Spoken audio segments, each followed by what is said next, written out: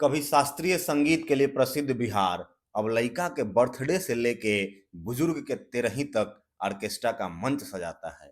Orchestra कला का प्रदर्शन है या समाज के पतन का, संस्कार के पतन का, संस्कृति के पतन का उदाहरण है।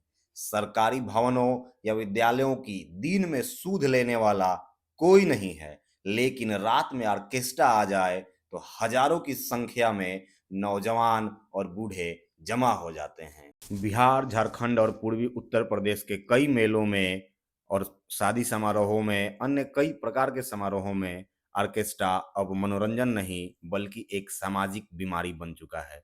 सरकारें चुप हैं, पंचायतें मौन हैं और मंच पर नाचती लड़कियों को कला का नाम देकर समाज अपनी कुंठा की ताली बजा रहा है। आजकल गाँवों में शादी की सारी विधि होने के बाद भी अगर नाच नहीं हुआ तो ऐसा लगता है कि इस विवाह को समाज स्वीकार ही नहीं करेगा।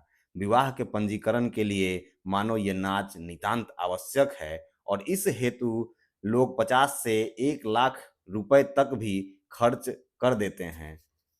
शादी विवाहों या किसी अन्य कार्यक्रम में होने वाले किसी सांस्कृतिक कार्यक्रम के विरोध में मैं नहीं हूँ, तब तक जब तक कि वह कला का प्रदर्शन मात्र रहे, सामाजिक मर्यादाओं के दायरे में रहे। मंचों पर नाच के जगह जो परोसा जा रहा है वह नाच नहीं, सत्यानाश है।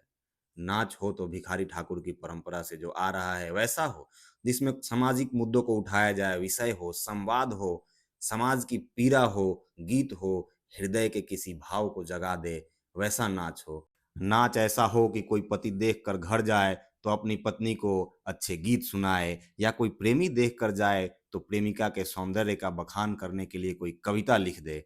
परंतु अभी इतने भड़काऊ, उत्तेजक गाने और कम कपड़ों का प्रयोग किया जा रहा है कि अगला आदमी वहीं मंच पर चढ़कर नाचने लग जा रहा है। साथ में नाचना, छूना, हथियार लहराना और खोखली रंगबाजी दिखा रहा है। उसी जोश-जोश में गोली भी चल जा रही है और पता चलता है कि दूल्हे को ही गोली लग गई, दूल्हे के भाई को गोली लग गई, बाराती में मार हो गया, आधे बाराती भूखे भागे हुए हैं, कभी लड़का ही किडनैप हो जा रहा है। गाँव के हर कार्यक्रम में नाच है, जहाँ कम कपड़े, उत्तेजक भाव भंगिमा अधिक है।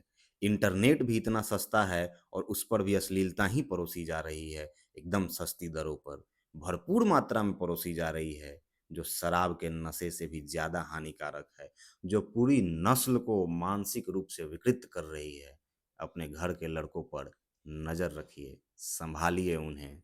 गलत ना समझे, ये देशद्रोही लड़के नहीं हैं जो खत्म होती नौकरियों, घूसखोरी, भ्रष्टाचार जैसे देश के विकास में सहायक मुद्दों के खिलाफ आवाज उठाने के लिए इकट्ठे हुए हैं।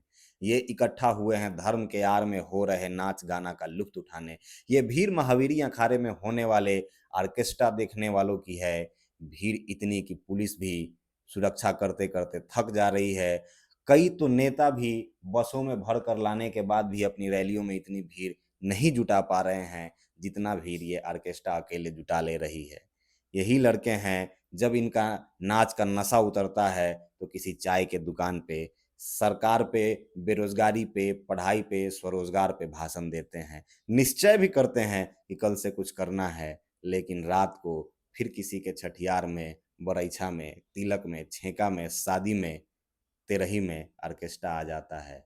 कला को मारिए मत, नाच को रोकिए मत, बस इस कला को अश्लील बनने से रोकना है, हमें उसे कमोडिटी बनने से रोकना है। इस कला के माध्यम से कई परिवारों की रोजी रोटी चलती है, उससे रोकने के बजाय इस कला में व्याप्त अश्लीलता को रोकना है, इसकी आड़ में चल रहे सस्ते देह व्यापार को रोकना है। पर शायद इसे हम रोक भी ना पाएँ, क्योंकि ये वही बात हो जाएगी कि शराब बुरी चीज़ है, आओ इसे ख़त्म करें, एक बोतल तुम करो, एक बोतल हम करें। यह कार्य सरकार ही शराबबंदी जैसा कोई कठोर निर्णय लेकर इसको नियंत्रित कर सकती है। अपने आप से एक सवाल पूछिए कि क्या ये ऑर्केस्ट्रा मनोरंजन है या समाज के गिरते स्तर का आईना? क्या हम इन नाचने वाली लड़कियों को इंसान समझते हैं या सिर्फ डांसर? सोचिए, कहीं ये नाच आपकी आत्मा की मौत का संगीत तो नहीं।